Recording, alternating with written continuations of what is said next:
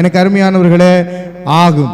அவரால் எல்லாமே ஆகும். அல்லேலூயா. ஆண்டுடைய செய்தியை இந்த நாளில் நாம் கேட்க போகிறோம். அருமையான மார்கரெட் அவர்கள் செய்தியை கொண்டு வருவார்கள். இந்த குடும்ப ஆசீர்வாத கூடுகைக்காக எனக்கு அருமையானவர்களே அந்த உங்களுக்காக டிவியில் காமிக்கப்படுகிற காரியத்தை பாருங்க. எல்லாம் ஆகும், நீ கேட்டதின்படி ஆகும்.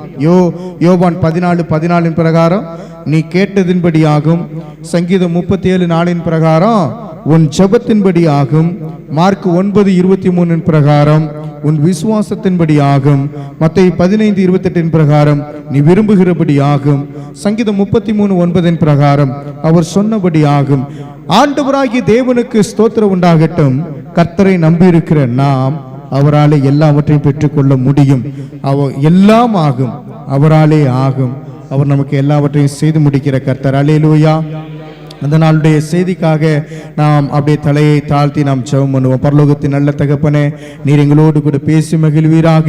உம்முடைய வார்த்தை எங்களுக்குள்ளே உற்சாகமாய் ஆண்டவரை கேட்க பண்ணும்படியாக அந்த வார்த்தை எங்களை ஆண்டவரே உமக்கு ஸ்தோத்திரம் வல்லமை உள்ள உம்முடைய வார்த்தையினாலே நாங்கள் எப்பொழுதும் காக்கப்படும்படியாக உம்முடைய வல்லமையினாலே ஆண்டவரே இந்த வசனங்கள் எல்லாம் உள்வாங்கி அவைகளை கைகொள்ளும் பொழுது நாங்கள் பாக்கியத்தை பெற வல்லமை உள்ளவர்களாக இருக்கிறோமே. உமக்கு ஸ்தோத்திரம். தேவ கிருபை எங்களை சூழ்ந்து கொள்ளட்டும். பேசுகிறதான அருமை சகோதரியோடு கர்த்தர் இடைபடுவீராக. உம்முடைய வல்லமையுள்ள வார்த்தை எங்களுக்குள்ளே துணிக்கப்படும்படியாக எல்லாம் வல்ல ஆண்டவராகிய இயேசு கிறிஸ்துவின் வழியாக ஒப்பு கொடுத்து ஜெபிக்கிறோம். ஜெபம் கேளும் ஜீவனுள்ள நல்ல பிதாவே, ஆமென். கர்த்தர் நல்லவர். அல்லேலூயா.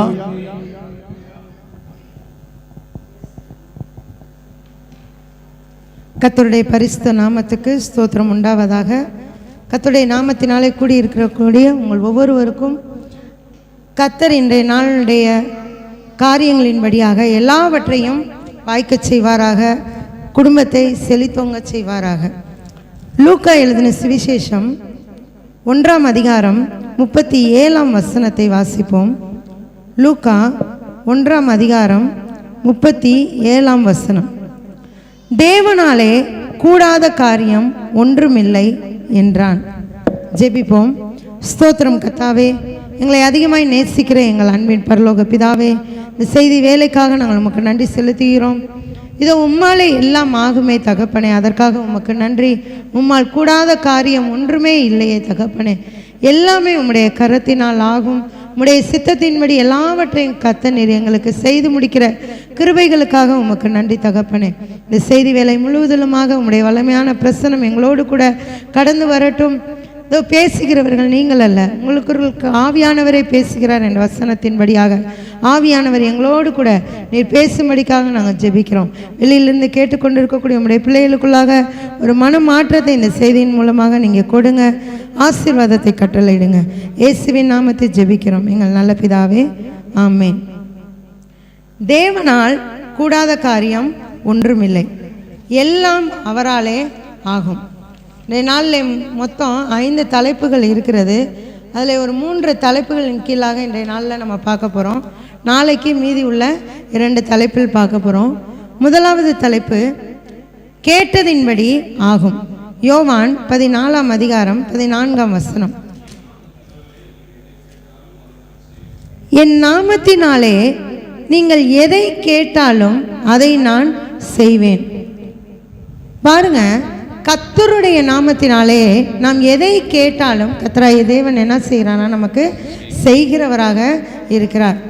உலகத்தில் ஏதாவது ஒரு வேலை வாய்ப்பை தேடி நம்ம போகும்போது, அரசாங்க வேலை வாய்ப்பாக இருக்கட்டும், இன்றைய நாட்களில் தனியார் வேலை வாய்ப்புக்கு கூட அநேக டிமாண்ட் இருக்குது. தனியார் வேலை வாய்ப்பாக இருக்கட்டும், வேலை கிடைக்க வேண்டும் என்பதற்காக நம்ம அநேக ரெக்கமெண்டேஷனை நம்ம நாடி போகிறோம். அவர் அங்கே வேலை பார்க்குறாரு, அவர் கட்சிக்காரராக இருக்கார், இவர் பெரிய ஆஃபீஸராக இருக்கிறாரு, ஒருவேளை இவர் சொன்னால் நமக்கு வேலை கிடைக்கும் என்று சொல்லி அநேகருடைய பெயரை சொல்லி நாம் அநேக காரியங்களை சாதிக்கிறோம். ஆனால் தேவனாகிய கர்த்தர் சொல்லுகிறார், என் நாமத்தினாலே நீங்கள் எதை கேட்டாலும் அதை நான் செய்வேன் என்று சொல்லுகிறார். இதை தான் செய்வேன், அதை தான் செய்வேன் இல்லை. இயேசு கிறிஸ்துவின் நாமத்தினால நம்ம எதை கேட்டாலும் அதை கர்த்தராகிய தேவன் நமக்கு செய்கிறவராக இருக்கிறார். இன்னுமாக நாம் ஒரு 4 வசனங்களை நாம் இதன் மூலமாக நம்ம பார்க்க போகிறோம். 1 சாமுவேல் புத்தகம் 1ஆம் அதிகாரம் 17ஆம் வசனம். 1 சாமுவேல் 1ஆம் அதிகாரம் 17ஆம் வசனத்தில் அன்னாள் தேவாலயத்தில் இருதயத்தை ஊற்றி ஜெபிக்கிறாங்க. அதை பார்த்து ஏலி என்ன சொல்கிறாரு, நீ மட்டும் உன்னுடைய குடியை உன்னை விட்டு விலக்காதிருப்பாய், நீ எந்த மட்டும் வெறித்திருப்பாய் என்று சொல்லும்போது தான் அன்னாள் சொல்கிறாங்க, அப்படியெல்லாம் ஆண்டவரே, நான் மனக்லேசமுள்ள ஸ்திரீ, நான் திராட்சை ரசமாயிலும் மதுவாயிலும் குடிக்கவில்லை, நான் என்ன செஞ்சிட்டேன், என் கர்த்தருடைய சந்நிதியில் என் இருதயத்தை ஊற்றிவிட்டேன் என்று சொல்லுகிறார். அதற்கு ஏலி சொல்லுகிறார், சமாதானத்தோடே போ, நீ இஸ்ரவேலின் தேவனிடத்தில் கேட்ட உன் விண்ணப்பத்தின்படி அவர் உனக்கு கட்டளையிடுவாராக என்றார். நீ இஸ்ரவேலின் தேவனிடத்தில் என்ன விண்ணப்பத்தை கேட்டியோ அந்த விண்ணப்பத்தின்படி கர்த்தர் என்ன செய்வார், உனக்கு கட்டளையிடுவார் என்று சொல்லி. ஒருவேளை அநேக வருடங்கள் கர்த்தரிடத்தில் மகனுக்காக ஏங்கி இருக்கலாம். ஆனால் அந்த வருடத்தில் பாருங்கள், பெனினாள் ரொம்பவும் ஏளனப்படுத்துகிறாள். வருடம் செய்து வந்ததை போல தான் அந்த வருடமும் அவள் செய்கிறாள். ஆனால் அந்த வருடத்தில் அன்னாள் செய்த ஒரு காரியம், கர்த்தருடைய சமூகத்தில் இருதயத்தை ஊற்றி ஜெபித்தாள். அதோடு இல்லை, அப்புறம் அவள் துக்கமுகமாய் இருக்கவில்லை. அதற்கு காரணம் என்ன என்று பார்க்கும்போது ஏலி சொன்ன ஒரு காரியம்தான், இஸ்ரவேலின் தேவனிடத்தில் கேட்ட உன் விண்ணப்பத்தின்படி அவர் உனக்கு கட்டளையிடுவாராக. இந்த ஒரு ஆறுதலான வார்த்தை அன்னாளுக்கு குழந்தை இல்லை என்பதையே மறக்க செய்தது. அப்புறம் அவள் துக்கமுகமாய் இருக்கவில்லை. இன்றைய நாட்களில் குழந்தை இல்லாததுனால அநேகர் பலவிதமான பிரச்சனைகளுக்குள்ளாக மாறி போயிருக்கிறாங்க. பலவிதமான நிந்தனையான பேச்சுகளை சுமந்து கொண்டிருக்கிறாங்க. கவலையோடு கண்ணீரோடு வாழ்ந்து கொண்டிருக்கிறாங்க. அதே ஒரு சூழ்நிலை தான் அன்னாள் காணப்பட்டாள். ஆனால் ஏலி சொன்ன ஒரு வார்த்தை, இஸ்ரவேலின் தேவனாகிய கர்த்தரிடத்தில் கேட்டபடியே உனக்கு அவர் கட்டளையிடுவாராக. அந்த ஒரு வார்த்தை அவளுக்கு ஆறுதலாக இருந்ததுனால அவள் என்ன செய்தாள், பின்பு அந்த ஸ்திரீ புறப்பட்டு போய் போஜனம் செய்தால். அப்புறம் அவள் துக்கமுகமாய் இருக்கவில்லை. அந்த நாட்களிலே அன்னாளுக்கு குழந்தை பிறந்தது. அதற்கப்புறம் அவளுக்கு குழந்தை பிறந்தது.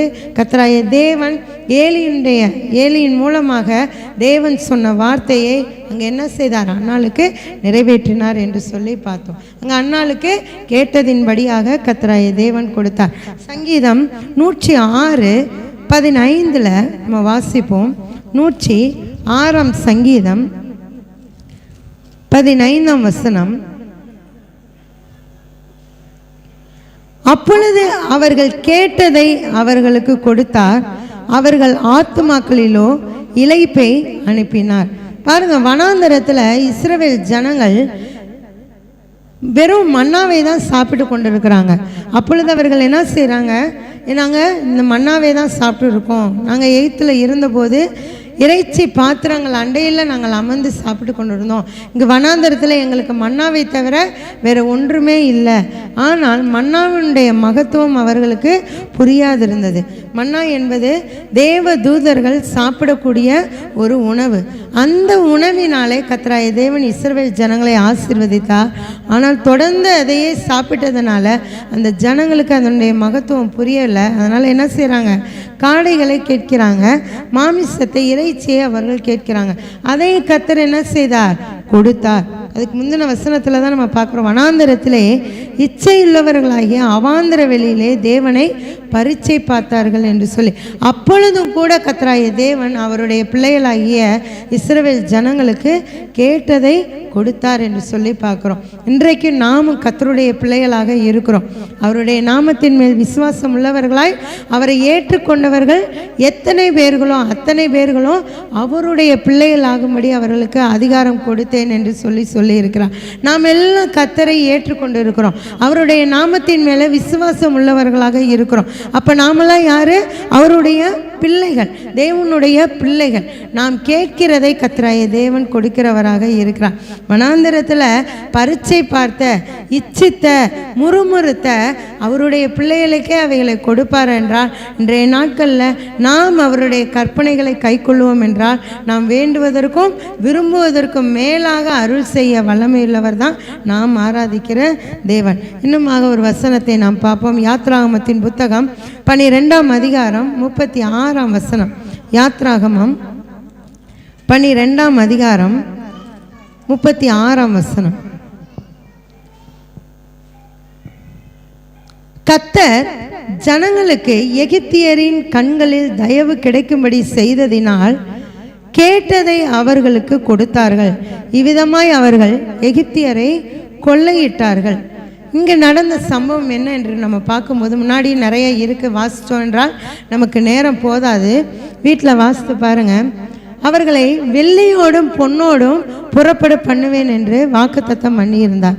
எகிப்திலிருந்து ஜனங்கள் வரும்போது வெறுங்கையோடு அவர்கள் வரமாட்டார்கள், வெள்ளியோடும் பொன்னோடும் அவர்கள் புறப்பட்டு வருவார்கள் என்று கர்த்தராகிய தேவன் வாக்குத்தத்தம் பண்ணியிருந்தார்.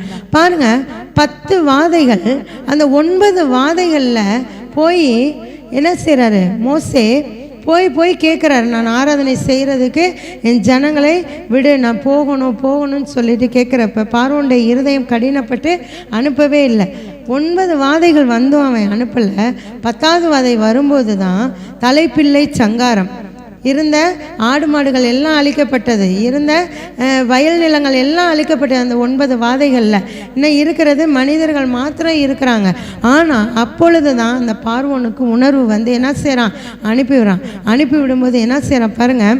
33ஆம் வசனத்தில் எகிப்தியர் சொல்கிறாங்க, நாங்கள் எல்லாரும் சாகிறோமே என்று சொல்லி தீவிரமாய் அந்த ஜனங்களை தேசத்திலிருந்து அனுப்பிவிட அவர்களை மிகவும் துரிதப்படுத்தினார்கள்.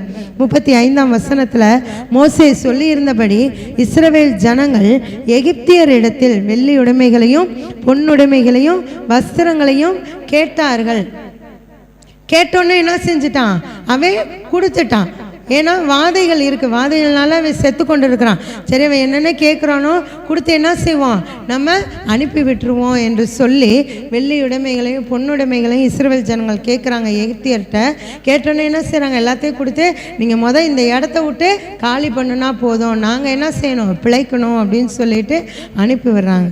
அப்போ தான் நம்ம வாசிக்கிறோம் 36ஆம் வசனத்தில், கர்த்தர் ஜனங்களுக்கு எகிப்தியரின் கண்களில் தயவு கிடைக்கும்படி செய்ததினால் அந்த வெள்ளி உடைமைகள் பொன்னுடைமைகள் எல்லாம் இஸ்ரவேல் ஜனங்களுக்கு கிடைக்கும்படியாக யார் தயவு செய்ததா? தேவனாகிய கர்த்தர் தயவு செய்தார். கர்த்தர் தயவு செய்ததினாலே அவர்கள் கேட்டதை அவர்களுக்கு கொடுத்தார்கள். கர்த்தர் தயவு செய்திருந்தார், மனிதர்களுடைய தயவு இல்லைங்க, தேவனுடைய தயவு அங்கே இருந்ததுனால இஸ்ரவேல் ஜனங்கள் எதையெல்லாம் எகிப்தியர்கிட்ட கேட்டாங்களோ அதையெல்லாம் அவர்கள் பெற்றுக்கொண்டார்கள் என்று சொல்லி நம்ம பார்க்குறோம். இன்றைய நாட்களில் கர்த்தருடைய தயவு நமக்கு இருக்குது. நாம் கேட்கும்போது கர்த்தராகிய தேவன் நமக்கு நாம் வேண்டுவதற்கு விரும்புவதற்கு மேலாக நமக்கு கொடுக்க வல்லவராய் இருக்கிறார். பிலிப்பியருக்கு எழுதின நிருபம் 4ஆம் அதிகாரம் 6ஆம் வசனத்தை வாசிப்போம். பிலிப்பியர் 4ஆம் அதிகாரம் 6ஆம் வசனம். நீங்கள் ஒன்றுக்கும் கவலைப்படாமல் எல்லாவற்றையும் குறித்து உங்கள் விண்ணப்பங்களை ஸ்தோத்திரத்தோட கூடிய ஜெபத்தினாலும் வேண்டுதலினாலும் தேவனுக்கு தெரியப்படுத்துங்கள். பாருங்க, நாம் கேட்கிற காரியங்களை கர்த்தர் நமக்கு கொடுக்க வல்லவராக இருக்கிறார். நம்ம என்ன செய்யக்கூடாதான்? ஒன்றுக்கும் கவலைப்படக்கூடாதான். எனக்கு என்னுடைய பிள்ளைகளுக்கு திருமணம் ஆகலையே, என்னுடைய பிள்ளைகளுக்கு குழந்தை இல்லையே, பொருளாதார ஆசீர்வாதம் குடும்பத்தில் இல்லையே, என் பிள்ளை நல்லா படிக்க மாட்டேங்கிறானே, பெற்றோருக்கு கீழ்ப்படிய மாட்டேங்கிறானே, இந்த மாதிரி எந்த ஒரு கவலையும் நம்ம கொள்ளாமல் என்ன செய்யணுமா? ஒன்றுக்கு கவலைப்படாமல் எல்லாவற்றையும் குறித்து, எல்லா கவலைகளையும் குறித்து நம்ம என்ன செய்யணுமா? தேவனிடத்தில் தெரியப்படுத்தணுமா? உங்கள் விண்ணப்பங்களை ஸ்தோத்திரத்தோட கூடிய ஜெபத்தினாலும் வேண்டுதலினாலும் தேவனுக்கு தெரியப்படுத்துங்கள். அவர் உங்களை விசாரிக்கிறவனானபடியால் உங்கள் கவலைகளை எல்லாம் அவர் மீது வைத்து விடுங்கள் என்று நம்ம வேதத்தில் வாசிக்கிறோம். கர்த்தர் தான் நம்மை விசாரிக்க முடியும். அவர் நம்மை விசாரிக்கிறவராய் இருக்கிறபடியால் நம்முடைய கவலைகள் எல்லாம் அவர் மீது வைத்து விட்டு நம்முடைய விண்ணப்பங்களை அவரிடத்தில் நம்ம சமர்ப்பிக்கும் ஜெபிக்கும்போது கேட்டதை நம்ம என்ன செய்வோம்? பெற்றுக்கொள்கிறவர்களாக நம்ம காணப்படுவோம். சங்கீதம் 37:4 வாசிப்போம். சங்கீதத்தின் புத்தகம் 37:4 கர்த்தரிடத்தில் மனமகிழ்ச்சியாயிரு, கர்த்தரிடத்தில் மனமகிழ்ச்சியாயிரு, அவர் உன் இருதயத்தின் வேண்டுதல்கள் எல்லாம் உனக்கு அருள் செய்வார். அவர் உன் இருதயத்தின் வேண்டுதல்களை உனக்கு அருள் செய்வார். நம்ம என்ன செய்யணுமா? கர்த்தரிடத்துல மனமகிழ்ச்சி உள்ளவர்களாக இருக்கணுமா? ஆனாலை குறித்து நான் சொன்னபோது சொன்னேன், அப்புறம் அவள் துக்கமுகமாய் இருக்கவில்லை என்று சொல்லி. துக்கமுகமாய் இருக்கவில்லைன்னா எப்படி இருந்திருப்பாங்க? சந்தோஷமாக தான் இருந்திருப்பாங்க. அப்பாடா, நான் என்னுடைய இருதயத்தினுடைய பாரங்களை எல்லாம் கர்த்தரிடத்துல நான் ஊற்றிட்டேன், என்னுடைய இருதயத்தின் கவலைகளை எல்லாம் கர்த்தரிடத்துல நான் சொல்லிட்டேன், இனிமேல் நான் துக்கமுகமாய் இருக்க போறதில்லை. ஏலியும் சொல்லியிருக்கிறாரு, நீ கேட்ட விண்ணப்பத்தின்படி அவர் உனக்கு செய்வார் என்று ஆசாரியரும் சொல்லிட்டார். அப்ப நான் இனிமேல் துக்கமுகமாய் இருக்க போறதில்லை என்று சொல்லி ஒரு முடிவை எடுத்து அவள் சந்தோஷத்தோடு திரும்பி போகிறாள் அந்த அன்னாள். அதனால் கர்த்தர் என்ன செய்தார்? அன்னாளுடைய இருதயத்தின் விருப்பத்தை அங்கு நிறைவேற்றினார். நாமளும் பாருங்க, அநேக சூழ்நிலைகளில் நம்முடைய பாரங்களை கர்த்தரிடத்துல இறக்கி வச்சிடுறோம். அவர் சொல்லியிருக்கிறார் இல்லையா, வருத்தப்பட்டு பாரம் சுமக்கிறவர்களே எல்லாரும் என்னிடத்தில் வாருங்கள், நான் உங்களுக்கு இளைப்பாறுதலை தருவேன்னு சொல்கிறார். கர்த்தருடைய ஆலயத்துக்கு வந்து நம்முடைய பாரங்கள் கவலைகள் எல்லாவற்றையும் என்ன செஞ்சிடறோம்? கர்த்தருடைய சமூகத்தில் இறக்கி வச்சிடறோம். ஆனால் வீட்டுக்கு போய் அன்றைக்கு இரவோ அல்லது அடுத்த நாளோ திரும்பி என்ன செய்கிறோம்? அந்த பாரத்தை திரும்ப தலைமையில தூக்கி போட்டுறோம். திரும்ப கர்த்தருடைய ஆலயத்துக்கு வரும்போது தான் ஞாபகம் வருது, நான் வந்து அவர்கிட்ட நான் கேட்டேனே, அப்புறம் ஏன் நான் திரும்பி அழுதேன் அப்படின்னு சொல்லிட்டு ஞாபகம் வருது. பாருங்க, அந்த பெண்டுலம் மாதிரி தான் நம்முடைய வாழ்க்கை இருக்கு. அந்த காலத்தில் கடிகாரம் இருக்கும், பெண்டுலம் கடிகாரம்னு சொல்லுவாங்க. அது எப்படி இருக்குமா? ஒரு நிலையாக நிற்குமா? நிற்காது. இங்கிட்டு போய் ஆடிக்கிட்டே தான் இருக்கும். அதை போல தான் நாம் இன்றைக்கு அநேகருடைய வாழ்க்கை இருக்குது. கர்த்தருடைய ஆலயத்திற்கு வரும்போது வசனத்தை கேட்கிறோம், நல்லா ஆறுதலாக இருக்குது, மனமகிழ்ச்சி உள்ளவர்களாக நம்ம என்ன செய்கிறோம்? வீட்டுக்கு கடந்து போகிறோம். வீட்டில் போனோன்னே ஏதோ ஒரு கவலை நம்மை இந்த வசனங்கள் எல்லாவற்றையும் மறக்க செய்து விடுகிறது. திரும்பி என்ன செய்கிறோம்? அந்த கவலைகள் எல்லாம் மறப்பதற்கு கர்த்தருடைய சமூகத்திற்குள்ளாக நம்ம வருகிறோம். அந்த கவலையெல்லாம் மறந்து கர்த்தருடைய சமூகத்தில் நல்ல வார்த்தையை கேட்கிறோம், நல்ல சந்தோஷமாக இருக்கிறோம். திரும்பி வீட்டுக்கு போகும்போது என்ன செய்யுது? அந்த கவலை நம்மை தொற்றிக்கொள்கிறது. இப்படி தான் என்ன செய்யக்கூடாது? இருக்கக்கூடாது.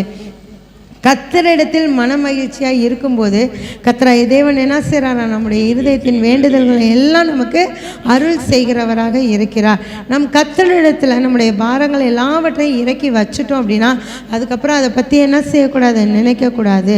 ஏன்னா தேவனால் கூடாத காரியம் ஒன்றுமே இல்லை. நம்முடைய பாரங்கள், நம்முடைய கவலைகள், கஷ்டங்கள், கண்ணீர்கள் எல்லாவற்றையும் கர்த்தருடைய சமூகத்தில் இறக்கி வைத்து விட்டோம் என்றால் எல்லாவற்றையும் அவர் பார்த்து கொள்வார்.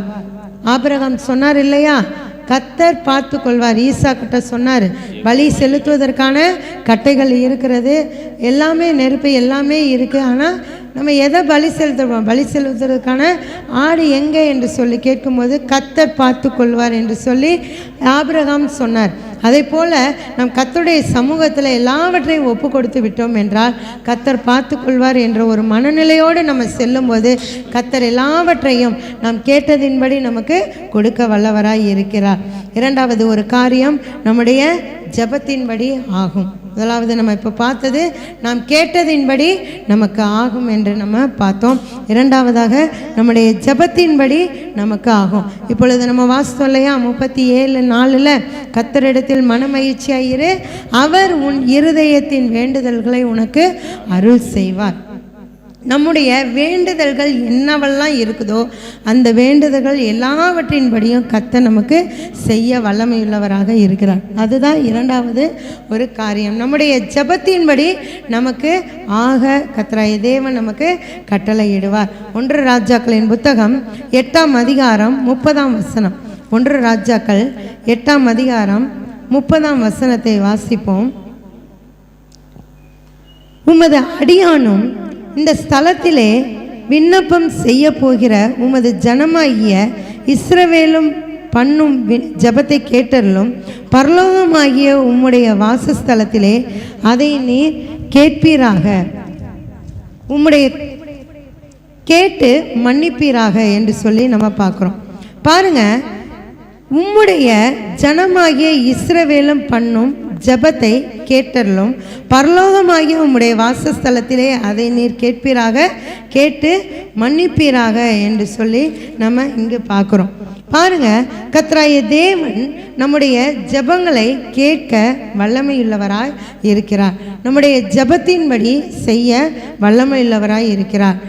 நாம் அவருடைய ஸ்தலத்திலிருந்து ஏறெடுக்கக்கூடிய ஒவ்வொரு ஜெபங்களுக்கும் அவருடைய கண்கள் திறந்தவைகளாகவும் அவருடைய செவிகள் கவனிக்கிறவைகளாகவும் இருக்கும் என்று சொல்லி நம்ம 4ஆம் புத்தகத்தில் வாசிக்கிறோம். 2 நாளாகமம் புத்தகம் 7ஆம் அதிகாரம் 2 நாளாகமம் 7ஆம் அதிகாரம் 15ஆம் வசனத்தை வாசிப்போம்.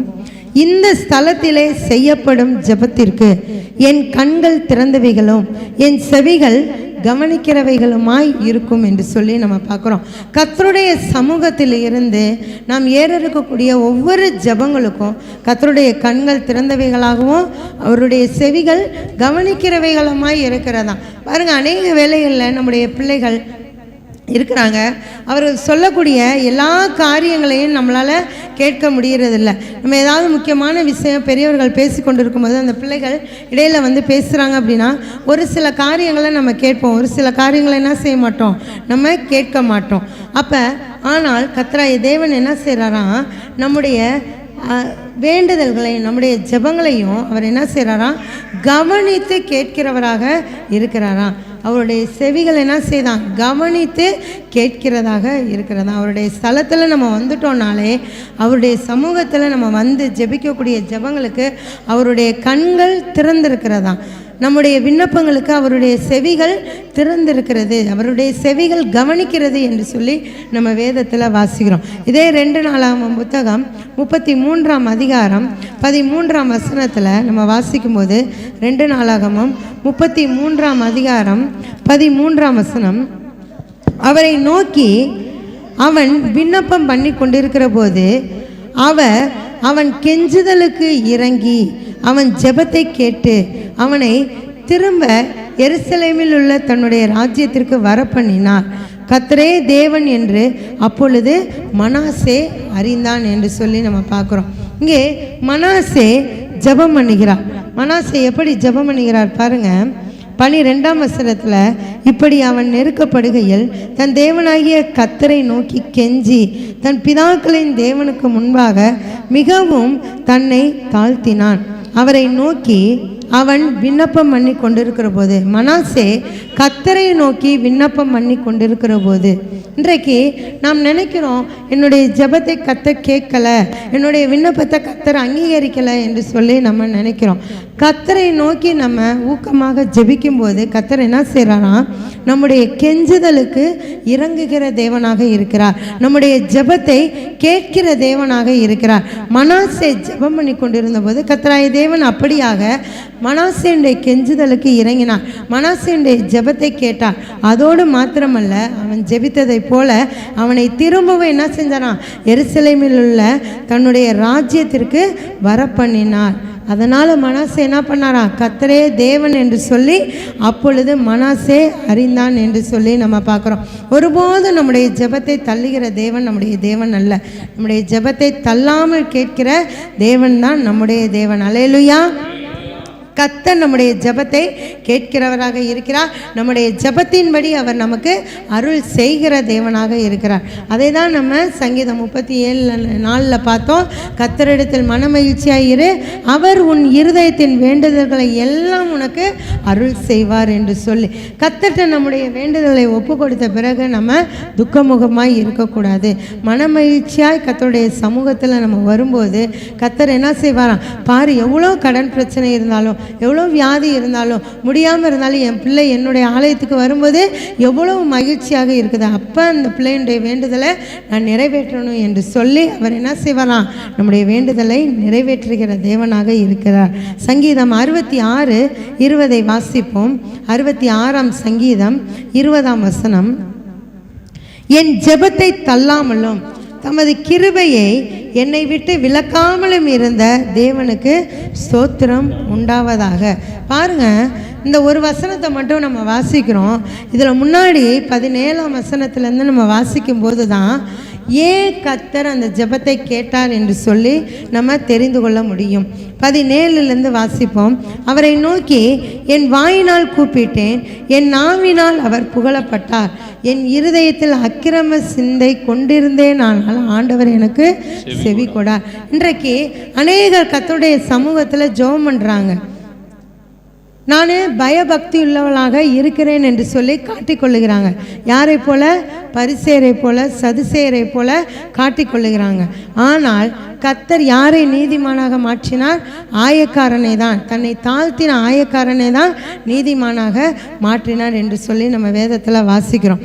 பாருங்க, இங்கேயும் தாவீது சொல்றாரு, என் இருதயத்தில் அக்கிரம சிந்தை கொண்டிருந்தேன், ஆனால் ஆண்டவர் எனக்கு செவி கொடார். இன்றைக்கு அநேக சூழ்நிலையில் நம்ம நினைக்கிறோம், என்னுடைய ஜெபத்துக்கு பதில் வரலையே.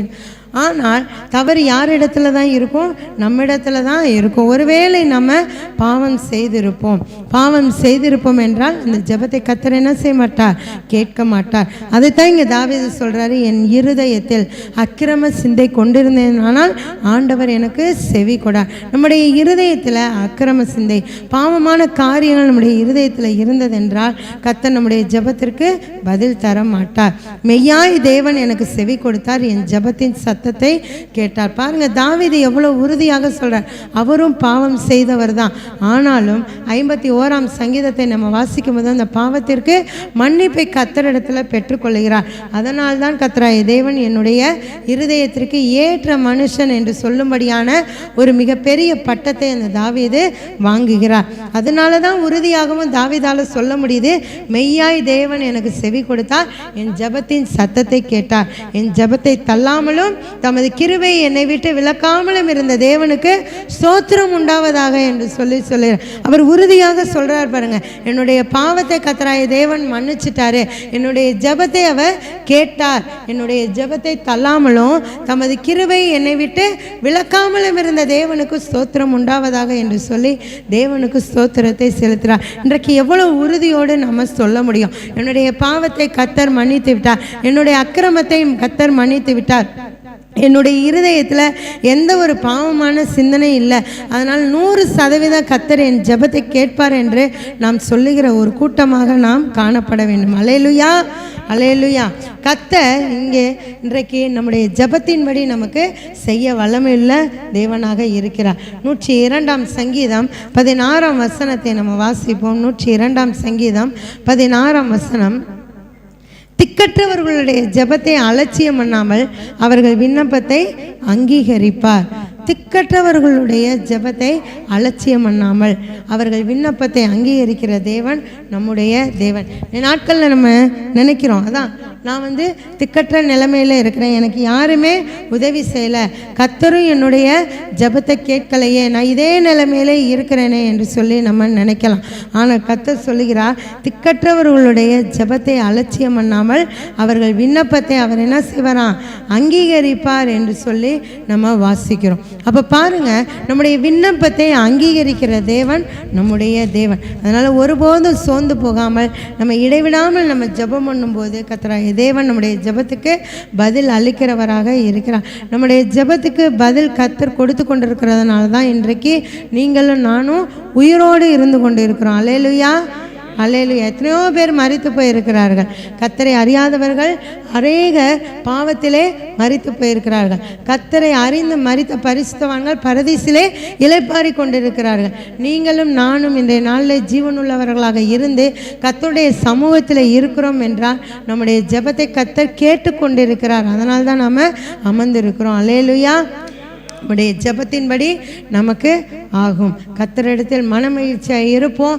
கர்த்தர் நம்முடைய இருதயத்தின் வேண்டுதல்களை எல்லாம் நமக்கு அருள் செய்வார். 3வது ஒரு காரியம் விசுவாசத்தின்படி ஆகும். முதலாவது கேட்டதின்படி ஆகும் என்று நம்ம பார்த்தோம். 2வது ஜெபத்தின்படி ஆகும் என்று பார்த்தோம். 3வது நம்முடைய விசுவாசத்தின்படி நமக்கு ஆகும். யாக்கோபுல நம்ம வாசிக்கிறோம், விசுவாசத்தோடு என்ன செய்யணுமா? கேட்க வேண்டுமா? இதற்கான ஆதார வசனத்தை வாசித்துட்டு யாக்கோபுக்குள்ளாக போவோம். மார்க் 9ஆம் அதிகாரம் 23ஆம் வசனம். மார்க் 9:23.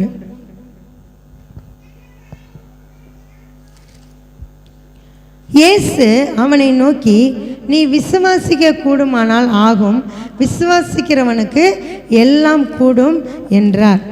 விசுவாசிக்க கூடுமானால் ஆகும், விசுவாசத்தினால் நீதிமான் பிழைப்பான். விசுவாசிக்கிறவனுக்கு எல்லாம் ஆகும். அநேக விசுவாசத்தை குறித்த வசனங்கள் இருக்கிறது. நாம் விசுவாசிப்போம் என்றால் நாம் நினைக்கிற காரியங்கள், நாம் கேட்கிற காரியங்கள், நாம் ஜெபிக்கிற காரியங்கள் நமக்கு ஆகும். யாக்கோபு எடுத்துக்கொள்வோம். யாக்கோபு 1ஆம் அதிகாரம்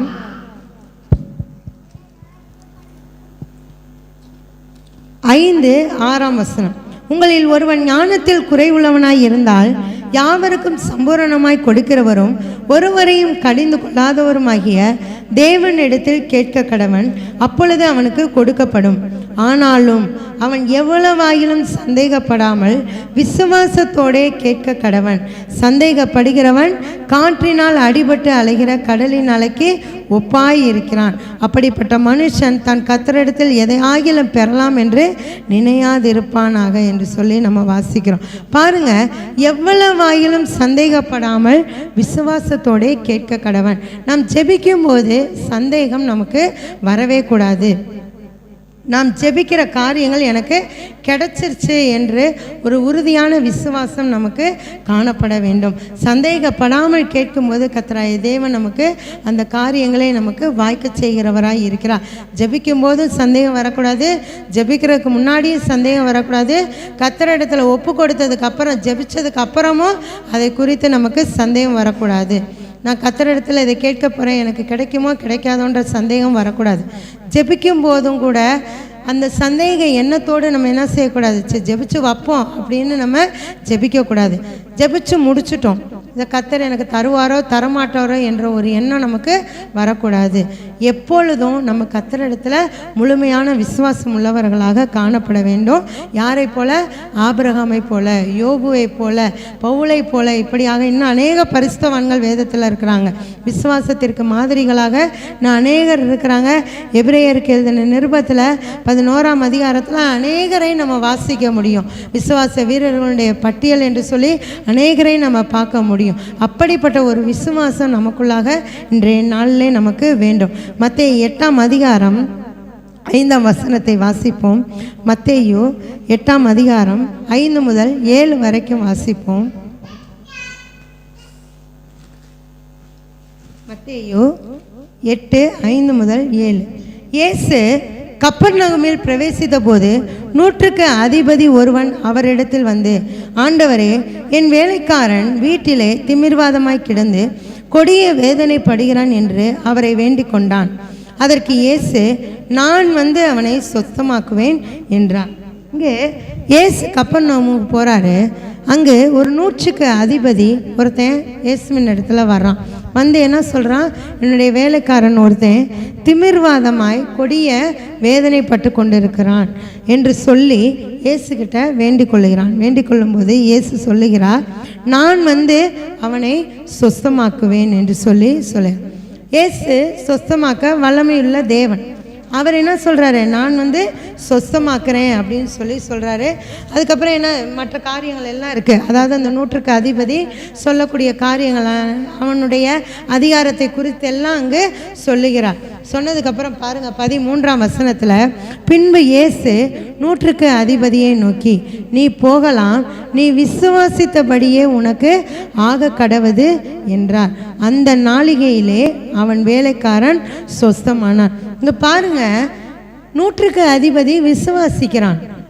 இயேசு கிறிஸ்து அந்த இடத்துக்கு போகலை. எந்த இடத்துக்கு போகலை? அந்த வேலைக்காரன் இருக்கக்கூடிய இடத்துக்கு போகலை. போகாமலேயே இந்த கப்பர்நகூமில் இருந்துட்டே என்ன சொல்கிறாரு, நீ போகலாம், உன் வேலைக்காரன் என்ன செய்கிறான், சொஸ்தமாயிட்டான் அப்படின்னு. அந்த நாளிகையிலே அவன் சொஸ்தமானான் என்று சொல்லி நம்ம அங்கு வாசிக்கிறோம். அப்போ பாருங்க, விசுவாசம் என்பது எந்த இடத்துல இருக்கிறவர்களுக்கு வேண்டுமானாலும் சுகத்தையும் ஆரோக்கியத்தையும் கொடுக்கக்கூடியதாக இருக்கிறது. அல்லேலூயா. நாம் இந்த இடத்தில் இருந்து எந்த ஊரில் உள்ளவர்களுக்காக இருந்தாலும், எந்த நாட்டிலே எந்த கண்டத்திலே உள்ளவர்களுக்காக இருந்தாலும் நாம் ஜெபம் பண்ணும்போது விசுவாசத்தோடு ஜெபிப்போம் என்றால் அந்த காரியங்களை கர்த்தராகிய தேவன் வாய்க்க செய்கிறார். நாம் இருக்கிற இடத்திலே இருந்து கர்த்தர் எங்கோ ஒரு தூர தேசத்தில் உள்ளவர்களுக்கு ஆசீர்வாதத்தை நம்முடைய விசுவாசத்தின் மூலமாக கொடுக்க வல்லவராக இருக்கிறார். அங்கே திமிர்வாதக்காரன் இயேசுவை பார்க்கல, இயேசுவும் திமிர்வாதக்காரனாக பார்க்கல. ஆனால் 100க்கு அதிபதி இயேசு இருக்கிற இடத்துல வந்து தன்னுடைய வேலைக்காரனை பற்றி சொன்ன மாத்திரத்திலே இயேசு கிறிஸ்து சொல்கிறாரு, நீ விசுவாசிக்கிற உன்னுடைய விசுவாசத்தின்படி ஆகட்டும். அவன் என்ன செஞ்சிட்டான்? சொஸ்தமாயிட்டான் அப்படின்னு சொல்லி சொன்னோன்னே அந்த நாளிகையிலே போய் 100க்கு அதிபதி போய் இயேசு கிறிஸ்து நீ சொஸ்தமாயிருவேன்னு சொன்னாரு, அதனால உனக்கு சுகம் கிடைச்சிரும்னு 100க்கு அதிபதி சொல்லலை. ஏசு இங்கே 100க்கு அதிபதிகிட்ட சொன்ன நாளிகையிலே அவன் என்ன செஞ்சிட்டானா? சொஸ்தமாயிட்டானா. இதற்கு காரணம் என்ன?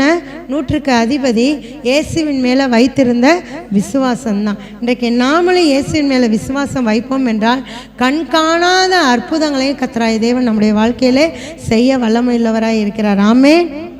அடுத்து ஒரு காரியத்தை பார்ப்போம். மத்தேயு 21ஆம் அதிகாரம் 22ஆம் வசனம். மத்தேயு எழுதின சுவிசேஷம் 21ஆம் அதிகாரம் 22ஆம் வசனம். மேலும் நீங்கள் விசுவாசம் உள்ளவர்களாய் ஜெபத்திலே எவைகளை கேட்பீர்களோ அவைகளை எல்லாம் பெறுவீர்கள் என்றார். பாருங்க, அதற்கு முன்னாடி அநேக காரியங்களை, அநேக அற்புதங்களை கர்த்தராகிய தேவன் செய்கிறார். குருடர்கள், சப்பானிகள், சூமின உருப்படையோர் இவைகளெல்லாம் சொஸ்தமாக்குறாரு. ஒரு ஊமையை அவர் சொல்கிறாரு, நீங்கள் சந்தேகப்படாமல் விசுவாசம் உள்ளவர்களாக இருந்தால் இந்த அத்தி மரத்துக்கு செய்ததை நான் உங்களுக்கு செய்வேன்னு சொல்லிட்டு ஒரு ஊமையை சொல்ல, நீங்கள் மலையை பார்த்து பெயர்ந்து சமுத்திரத்தில் தள்ளுண்டு போன்னு சொன்னாலும் அது என்ன செய்யும்?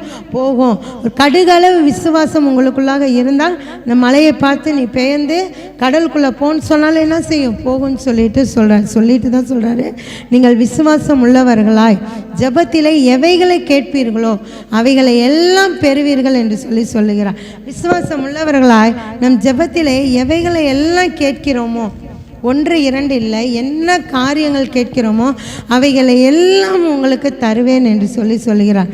ஆனால் என்ன இருக்கணும்?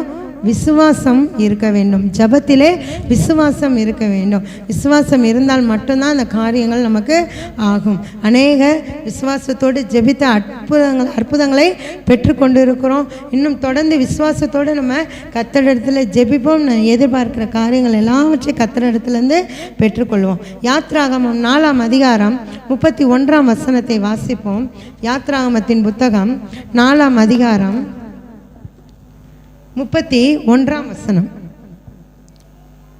ஜனங்கள் விசுவாசித்தார்கள், கர்த்தர் இஸ்ரவேல் புத்திரரை சந்தித்தார் என்றும் அவர்கள் படும் உபத்திரவங்களை கண்ணோக்கி பார்த்தார் என்றும் அவர்கள் கேட்டபோது தலை குனிந்து தொழுது கொண்டார்கள்.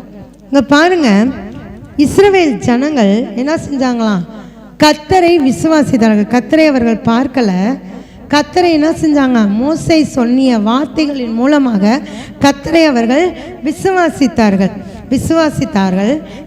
கர்த்தர் இஸ்ரவேல் புத்திரரை சந்தித்தார் என்றும் அவர்கள் படும் உபத்திரவங்களை கண்ணோக்கி பார்த்தார் என்றும் அவர்கள் கேட்டபோது தலை குனிந்து தொழுது கொண்டார்கள் என்று சொல்லி நம்ம பார்க்குறோம். இங்கே இஸ்ரவேல் ஜனங்கள் எகிப்தில் அடிமைகளாக இருக்கிறாங்க.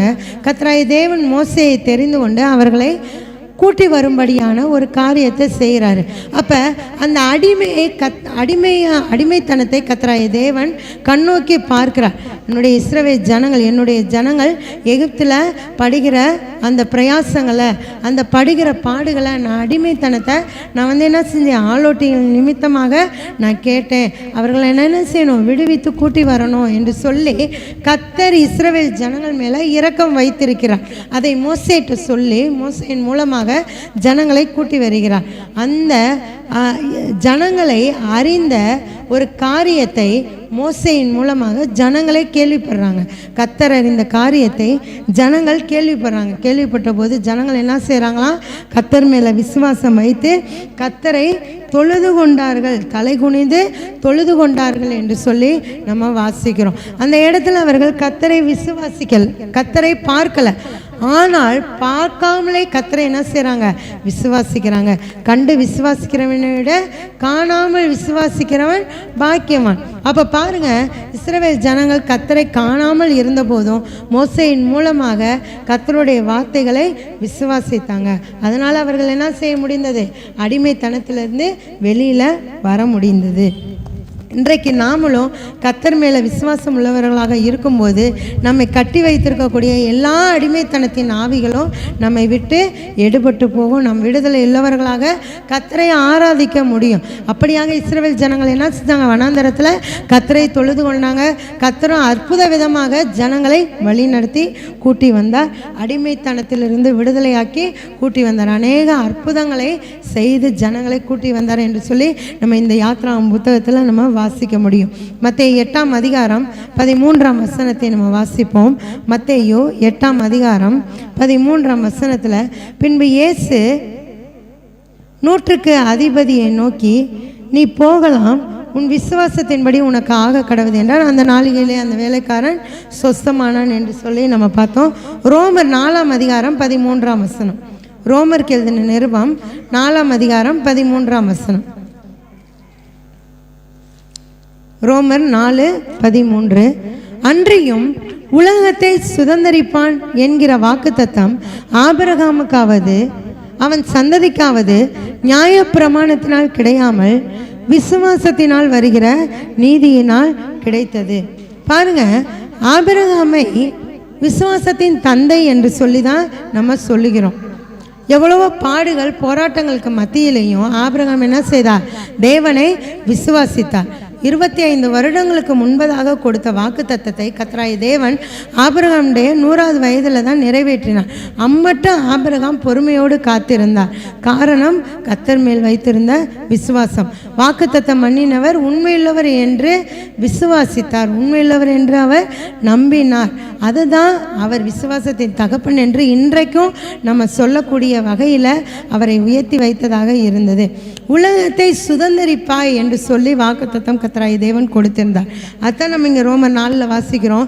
உலகத்தை சுதந்தரிப்பான் என்ற வாக்குத்தத்தம் ஆபிரகாமுக்காவது அவன் சந்ததிக்காவது நியாயப்பிரமாணத்தினால் கிடையாமல் விசுவாசத்தினால் வருகிற நீதியினால் கிடைத்தது. அவர்கள் விசுவாசத்தினால தான் இன்றைக்கும் நாம் அவர்களை பற்றி பேசி கொண்டிருக்கிறோம். கர்த்தரை விசுவாசித்ததினால தான் அவர்களை குறித்து ஆபிரகாமின் தேவனும் ஈசாக்கின் தேவனும் யாக்கோபின் தேவனும் என்று சொல்லி நம்ம பேசி கொண்டிருக்கிறோம். உனக்குள் உன் சந்ததி ஆசீர்வதிக்கப்படும் என்று சொல்லி வாக்குத்தத்தத்தை கர்த்தராகிய தேவன் ஈசாக்குக்கு கொடுத்தார். ஆபிரகாமின் நிமித்தம் நான் என்ன செய்வேன்? உன்னையும் உன் சந்ததியும் ஆசீர்வதிப்பேன் என்று சொல்லி ஈசாக்குக்கு வாக்குத்தத்தம் பண்ணினார். இப்படியாக அவர்களுக்கு எல்லாம் ஆசீர்வாதம் வந்ததற்கு ஒரே ஒரு காரணம், விசுவாசம். இன்றைக்கு நாமளும் விசுவாசித்தோம் என்றால் கர்த்தரிடத்திலிருந்து ஆசீர்வாதத்தை நாமளும் பெற்றுக்கொள்ள முடியும். கானானிய பெண்ணுடைய விசுவாசத்தை குறித்து நம்ம பார்க்கும்போது, கானானிய பெண் ஒரு புறஜாதி பெண்ணாக அவள் காணப்படுகிறாள். இயேசு சொல்றாரு, பிள்ளைகளின் அப்பத்தை எடுத்து என்ன செய்ய முடியாது? நாய்க்குட்டிகளுக்கு கொடுக்க முடியாது என்று சொல்லி சொன்னபோது கூட, எவ்வளவு ஏளனமாக நம்மளை பேசுகிறாரு, நாய்க்கு சமமாக நம்மளை பேசுகிறாரு என்று சொல்லி அவள் பின்வாங்கி போகலை. சரிதான் ஆண்டவரே, அந்த மேஜையிலேருந்து விழக்கூடிய துணிக்கைகளினால என்ன செய்யும்? நாய்க்குட்டிகள் பசியாருமே, வயிற்றை நிரப்புமே என்று சொல்லி சொல்லும்போது தான் உன்னுடைய விசுவாசம் பெரிது என்று சொல்லி அந்த இடத்துல கர்த்தராகிய தேவன் பாராட்டுகிறார். அப்படிப்பட்ட ஒரு விசுவாசம் நமக்குள்ளாக இன்றைய நாளில் காணப்பட வேண்டும். பாருங்க, ஒரு புறஜாதி பெண்ணுக்குள்ளாக இருந்த விசுவாசம் இன்றைக்கு கர்த்தருடைய பிள்ளைகளுக்கு அதிகமாக இல்லை என்பது தான் மறுக்க முடியாத ஒரு உண்மையான ஒரு காரியம். புறஜாதிகள் கூட எவ்வளவு வைராக்கியமாக இருக்கிறாங்க. அவர்கள் ஆராதிக்கிற தேவர்களே அல்ல, அவர்கள் ஆராதிக்கிற தேவன் நம்மை காப்பாற்றும், அவர்களை காப்பாற்றும் என்று சொல்லி எவ்வளவு பக்தி வைராக்கியமாக தங்களுடைய உடலை வருத்தி கொண்டு அவர்கள் செயல்படுகிறார்கள். இன்றைக்கு அவர்களிடத்தில் காணப்படக்கூடிய ஒரு பக்தி வைராக்கியத்தில் ஒரு 10% கூட கர்த்தரை உண்மையான தேவனை தான் நான் ஆராதிக்கிறேன் என்று சொல்லக்கூடிய நம்மிடத்தில் காணப்படாமல் இருக்கிறது என்பது தான் ஒரு வேதனைக்குரிய விஷயம். அதனால தான் அநேக காரியங்களில் நம்ம தோல்வியை சந்திக்கிறோம். தோல்வியை சந்திக்கிறதுக்கு மிகப்பெரிய ஒரு முக்கியமான ஒரு பலவீனமே என்ன என்று பார்த்தால் நம்மிடம் இருக்கக்கூடிய விசுவாச குறைவு தான். இன்றைக்கு நம்ம பார்த்துருக்குறோம், எல்லாம் ஆகும் என்று சொல்லி நம்ம முதலாவதாக வாசித்தோம். லூக்கா 1ஆம் அதிகாரத்திலே வாசித்த தேவனாலே எல்லாம் கூடும் என்று சொல்லி நம்ம பார்த்தோம். நம்ம கேட்டதின்படி கர்த்தர் நமக்கு செய்ய வல்லமையுள்ள தேவனாய் இருக்கிறார். நம்முடைய ஜெபத்தின்படி அவர் செய்ய வல்லமையுள்ளவராய் இருக்கிறார். எல்லாவற்றுக்கும் மேலாக நாம் விசுவாசிக்கிற காரியங்களை நம்முடைய விசுவாசத்தின்படி நமக்கு அவர் செய்ய வல்லமையுள்ளவராய் இருக்கிறார். ஆனால் நம்மிடத்தில் உள்ள விசுவாச குறைவுகளை நம்ம நீக்கி போடும்போது, விசுவாசத்தை இன்னும் அதிகமாக நம்ம இடத்துல வளர செய்யும்போது கர்த்தர் இவை எல்லாவற்றையும் நமக்கு கொடுக்க வல்லவராய் இருக்கிறார். புறஜாதி பெண்ணுக்கே கொடுக்கும்போது அவருடைய பிள்ளைகளாகிய சொந்த பிள்ளைகளாகிய இருளின் அந்தகாரத்தின்று தம்முடைய ஆச்சரியமான ஒளியின் இடத்திற்கு வரவழைத்துடைய புண்ணியங்களை அறிவிக்கும்படிக்கு நமக்கு என்ன ஒரு 4 பட்டத்தை கொடுத்திருக்கிறாராம். தெரிந்து கொள்ளப்பட்ட சந்ததி, ராஜரிகமான ஆசாரிய கூட்டம், அவருக்கு சொந்தமான ஜனம், பரிசுத்த ஜாதி, இப்படியாக ஒரு 4 பட்டங்களை கர்த்தராகிய தேவன் நமக்கு கொடுத்திருக்கிறார். அப்போ அவருடைய பிள்ளைகளாக நம்மை அபிஷேகம் பண்ணி வைத்திருக்கிறார். முதல் சொன்ன ஒரு வசனம் தான், அவருடைய குமாரனை இயேசு கிறிஸ்துவின் விசுவாசம் உள்ளவர்களாய் அவரை ஏற்றுக்கொண்டவர்கள் எத்தனை பேர்களோ அத்தனை பேர்களும் அவருடைய பிள்ளைகளாகும்படி அவர்களுக்கு அதிகாரம் கொடுத்தேன்னு சொல்லியிருக்கிறார். புறஜாதிகள் இயேசுவை ஏற்றுக்கொள்ளலை. ஆனால் இயேசுவை ஏற்றுக்கொள்ளாத அந்த புறஜாதி பெண்ணே என்ன பண்ணா, உம்முடைய பிள்ளைகளுக்கு கொடுக்கக்கூடிய ஒரு ஆசீர்வாதத்தில் ஒரு சின்ன ஆசீர்வாதம் எனக்கு கொடுத்தா என் மகள் பிழைத்து கொள்வாள் என்று சொல்லி அவள் ஆராதித்த தேவனை அவள் நம்பவில்லை. அவள் பாரம்பரியத்தை நம்பவில்லை, மற்ற மனிதர்களை நம்பவில்லை. நாம் ஆராதிக்கக்கூடிய தேவனை அவள் நம்பி வந்தாள்.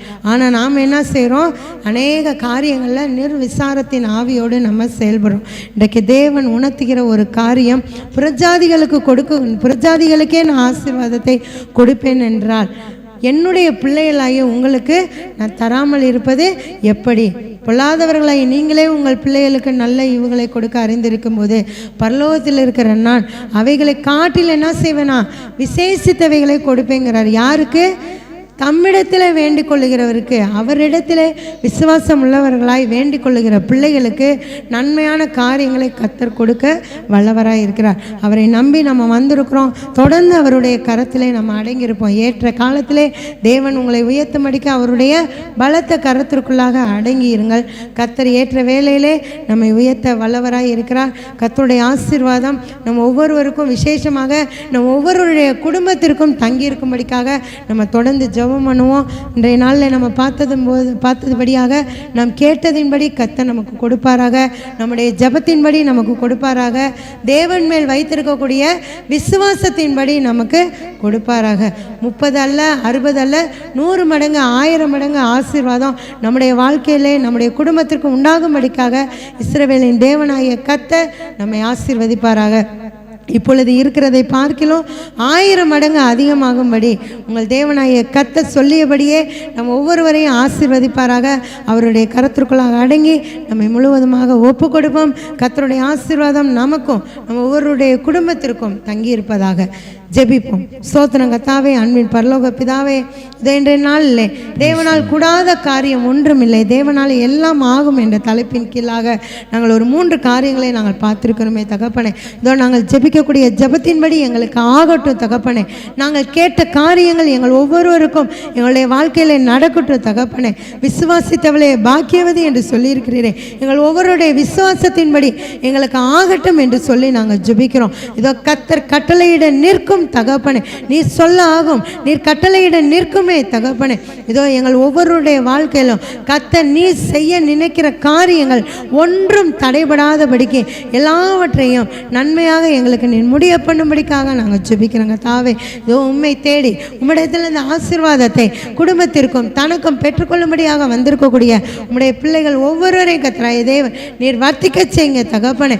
இதோ மருத்துவச்சிகள் அப்பா, உம்முடைய பிள்ளைகளுக்கு தயவு செய்த நிமித்தமாக கர்த்தரால் அவர்களுடைய குடும்பங்கள் செழித்ததே. இதோ கர்த்தருக்கு அவர்கள் பயந்திருந்ததினாலே அவருடைய குடும்பங்கள் செழித்தோங்கும்படியான ஆசீர்வாதத்தை கர்த்தர் கொடுத்தீரே தகப்பனே.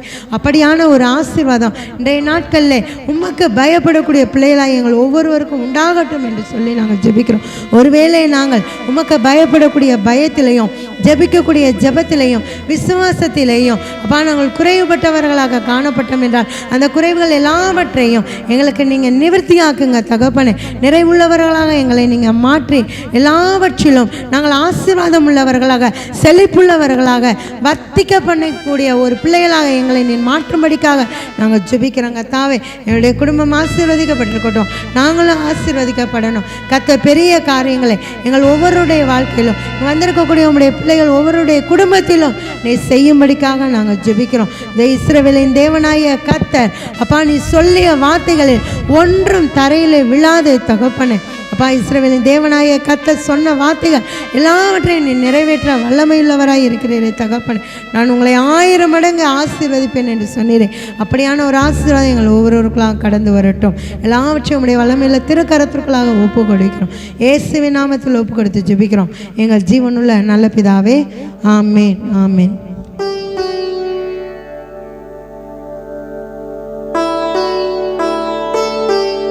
அல்லேலூயா. நாம் ஜெபிக்க போகிறோம். ஆண்டவன் நமக்கு தந்திருக்கிற வரத்தை நாம் பயன்படுத்த வேண்டும். நாம் ஜெபிக்கும் போதெல்லாம் கர்த்தருடைய கிருபை நம்ம மேல இறங்கி வருது. அல்லேலூயா. அருமையான போதகர் சபரிமுத்து முன்பாக வந்து நாம் ஏறெடுக்கக்கூடிய ஒவ்வொரு ஜெபத்தையும் கர்த்தர் கேட்டு பதிலளிக்க போகிறார். அவர் ஒரு சில ஜெப விண்ணப்பங்களை ஏறெடுப்பார். கர்த்தர் பெரிதான நன்மைகளை செயல்படுத்துவாராக. அப்படியே ஜெபத்திலே நாம் தரித்திருப்போம்.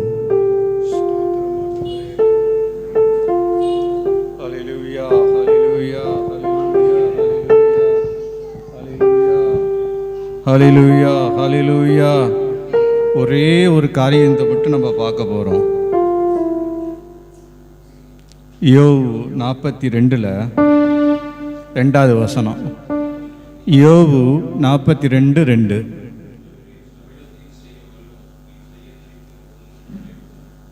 இதை விசுவசிக்கிறோமா? தேவன் சகலத்தையும் செய்ய வல்லமை உள்ளவர். நீ செய்ய நினைத்தது ஒன்றும் தடைபடாது. பார்த்தீங்களா ஆண்டவர் எவ்வளோ அழகாக பேசுகிறாருன்னு. இந்த இடத்துல ஏறெடுக்கிற எல்லா ஜெபத்துக்கும் பதில் வந்துருச்சுன்னு கர்த்தரோட ஆவியான பரலோகத்திலே தீர்மானிச்சிட்டார்.